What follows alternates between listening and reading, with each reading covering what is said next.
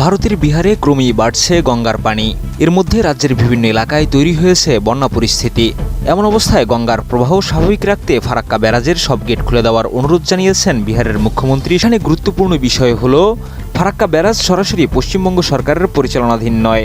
ভারতের কেন্দ্রীয় সরকারের অধীন ফারাক্কা ব্যারাজ প্রকল্প কর্তৃপক্ষ এটি পরিচালনা করে। ফলে গেট খোলা বা বন্ধ রাখার কারিগরি সিদ্ধান্ত সংশ্লিষ্ট কর্তৃপক্ষের পানি প্রবাহ ও নিরাপত্তা মূল্যায়নের উপর নির্ভর করে।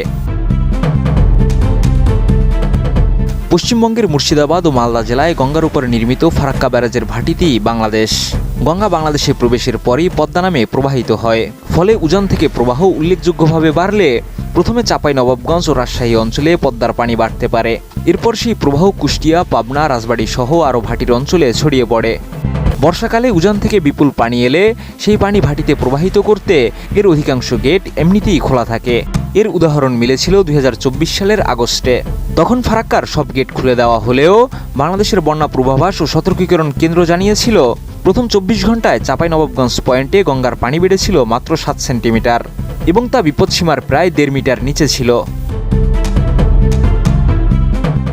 ফলে এবার বাংলাদেশের জন্য ঝুঁকি কতটা হবে তা নির্ভর করবে গঙ্গার উজানে বৃষ্টির পরিমাণ, ফারাক্কায় প্রকৃত পানি প্রবাহ, পদ্মার বর্তমান পানির উচ্চতা এবং আগামী কয়েকদিনের আবহাওয়ার উপর। তাই ফারাক্কার সব গেট সত্যিই খুলে দেওয়া হলে বাংলাদেশের পদ্মা অববাহিকায় পানির উচ্চতা ও প্রবাহ নিবিড়ভাবে পর্যবেক্ষণ করাই হবে সবচেয়ে গুরুত্বপূর্ণ।